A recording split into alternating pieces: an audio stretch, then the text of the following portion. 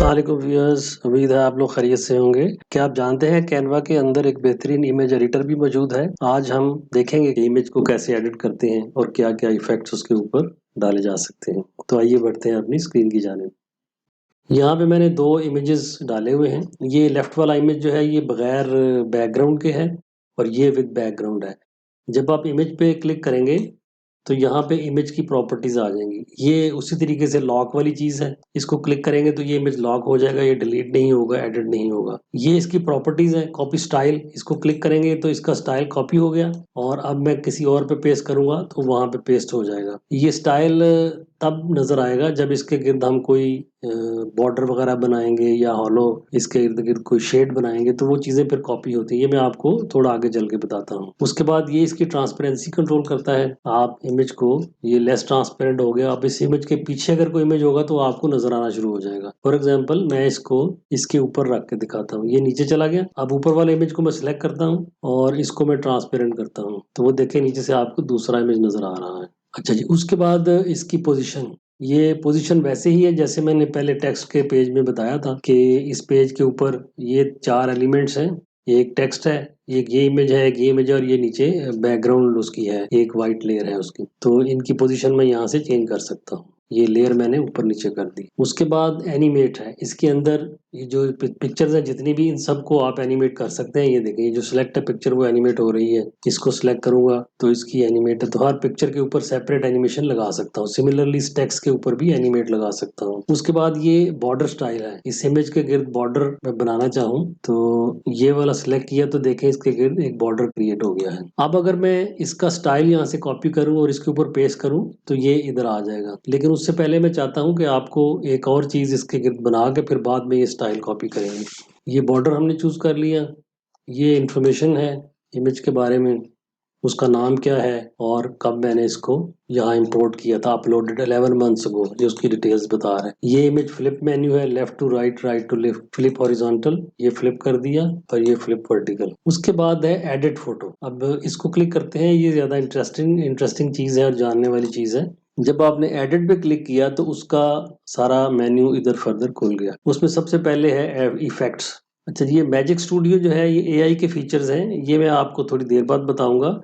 उसके बाद नीचे आ जाते हैं।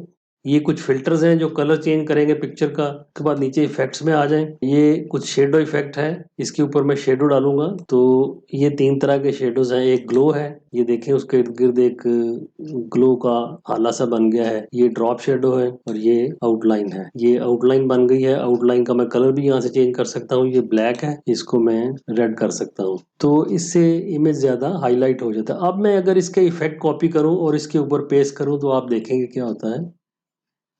ये स्टाइल मैंने कॉपी किया और इधर पेस्ट कर दिया तो आप देखें वो जो इफेक्ट था ये आउटलाइन वाला, वो इस इमेज की आउटलाइन पे आ गया है।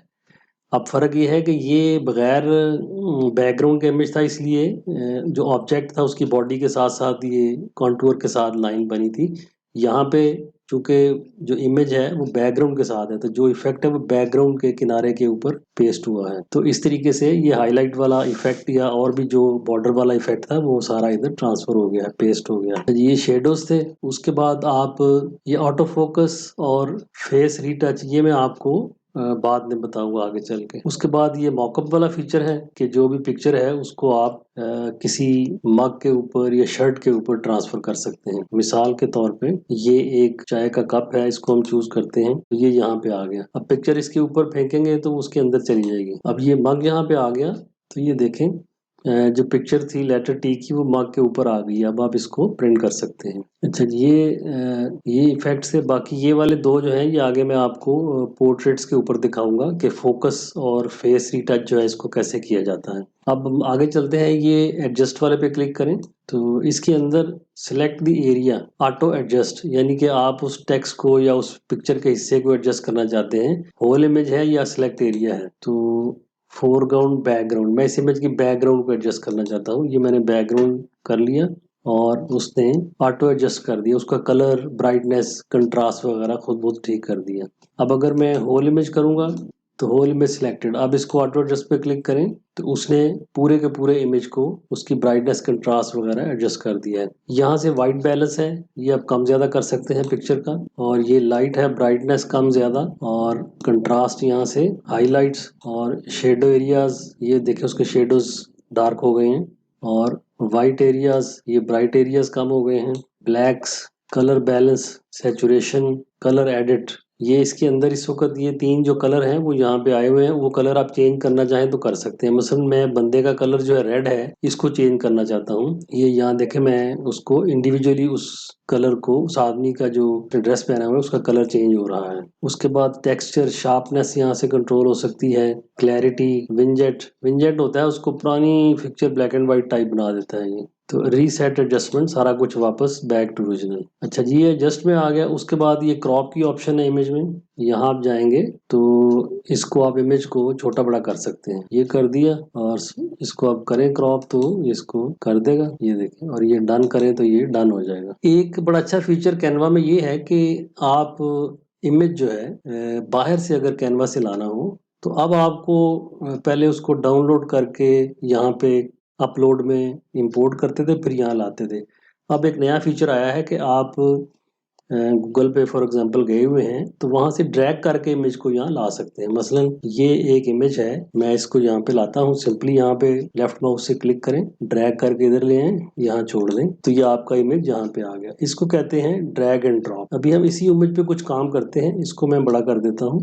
अब हम इमेज को सिलेक्ट करते हैं तो यहाँ जो इमेज इफेक्ट्स थे जो पहले हमने यूज नहीं किए थे वो मैं आपको यूज करके दिखाता हूँ। ये एडिट फोटो पे क्लिक किया और यहाँ पे मैं ऑटो फोकस पे करता हूँ। अब मैं देखें इसको क्लिक करता हूँ तो उसने क्या किया है कि डिटेक्ट किया है कि इसमें फेस कौन सा है, फ्रंट पे जो चीज़ है उसको फोकस में ले आया, बाकी चीज़ें आउट ऑफ फोकस हो गई हैं। मैं इसको दोबारा अनडू करता हूँ। ये आप देखें बैकग्राउंड में जो लटक रहे हैं सूट्स वो बिल्कुल इन फोकस हैं। जब आप यहाँ से ऑटो फोकस करेंगे तो वो उनको पीछे वाली चीजों को आउट ऑफ फोकस कर देता है, हेजी कर देता है। और यहाँ से आप कंट्रोल कर सकते हैं ब्लर इंटेंसिटी, पीछे वाली चीजें देखें ब्लर होती जा रही हैं। और फोकस पोजीशन ये बता रहा है कि कौन कौन सी चीजें फोकस में है। ये जो इस वक्त ब्लू से हाईलाइट हो गई हैं ये फोकस में है। आप इसको कम करें तो अभी सिर्फ ये हैंगर्स हैं जो सबसे उसको फ्रंट पे नजर आ रहे हैं उनको फोकस कर रहे हैं। लेकिन हमारा मेन ऑब्जेक्ट चूंकि आदमी है तो हम इसको राइट पे स्लाइड करते जाएंगे जब तक वो आदमी का पूरा फेस और बॉडी फोकस में ना आ जाए। ये आ गया है और अब हम इसको छोड़ेंगे तो इससे अलावा जो चीजें हैं वो पीछे हैं, इसके डिस्टेंस उनका ज्यादा है कैमरे से, लिहाजा वो आउट ऑफ फोकस हो जाएंगी और ये फ्रंट वाली चीजें जो ये फोकस में हो जाएंगी। ये देखें मैंने छोड़ा तो बाकी सब चीजें उसने आउट ऑफ फोकस कर दी। उसके बाद हम फेस रीटच करते हैं। इसका इसी आदमी का फेस जो है इसको हम रीटच करते हैं। इसको पहले जूम इन कर लेते हैं तो ही इज डिटेक्टिंग फेस, उसने फेस डिटेक्ट कर लिया है। और अब आप इसकी स्किन को स्मूथ कर सकते हैं। ये हल्का सा फर्क नजर आ रहा है, ज्यादा नजर नहीं आ रहा बिकॉज ये पिक्चर ऑलरेडी फाइन ट्यून्ड है, इसमें गुंजाइश नहीं है मजीद कुछ सॉफ्ट करने की। अगर कोई रफ पिक्चर हो जिसमें फेस जो है वो इतना टचअप नहीं हुआ तो यहाँ से करेंगे तो आपको वो नजर आ जाएगा। इसको रिमूव इफेक्ट करते हैं, ये थोड़ा सा फर्क नजर आ रहा है अगर आप गौर करें तो। ये मैं फिर दोबारा कर रहा हूँ, ये देखें उसके फेस के ऊपर थोड़े से रिंकल्स थे या स्पॉट्स थे वो गायब हो गए हैं। रिमूव इफेक्ट करूंगा तो आपको नजर आएगा। ये देखें, ये एक टच हो गया जनाब फेस रीटच का। उसके बाद आगे चलें तो ये है ब्लर का। अब हम इसको चूज करते हैं। इसमें वो कह रहा है कि ब्लर आपने होल इमेज पे करना है या कुछ एरिया पे करना है। अगर कुछ एरिया पे करना है तो मैं ये ब्रश वाला ऑप्शन चूज करूंगा। तो लेट से मैं इस आदमी का फेस चाहता हूँ कि नजर ना आए, ये पहचाना ना जा सके, बाकी सारी पिक्चर जो है वो मैं दिखाना चाहता हूँ तो मैं इसके ऊपर पेंट कर दूंगा ऐसे।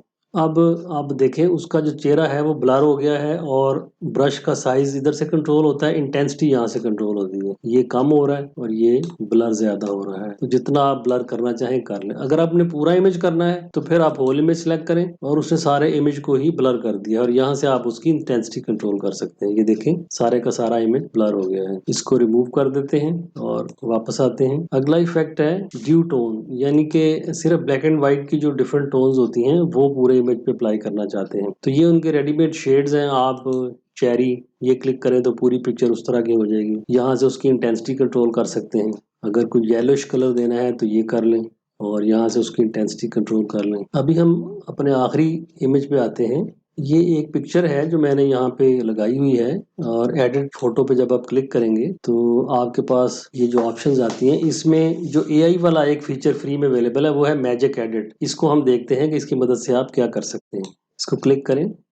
ये पिक्चर उसने चेंज कर दी है। वापस जाते हैं। ये पिक्चर मैंने चूज की और अब मैजिक एडिट पे क्लिक करते हैं। अच्छा, इसमें आप जिस तरह एडोब की एक फायरफ्लाई आई थी जिसने बड़ा तहलका मचा दिया था कि आप कोई टेक्स्ट प्रॉम्प्ट लिख के कोई चीज जनरेट कर सकते हैं और वो सराउंडिंग को मद्देनजर रखते हुए की जाती है। तो यहाँ पे मैं एक लेक बना के आपको दिखाऊंगा। फिर उसके बाद यहाँ पे कुछ एनिमल्स जो हैं वो ग्रेजिंग कर रहे होंगे। तो वो हम करते हैं। ब्रश का साइज मैंने चूज कर लिया।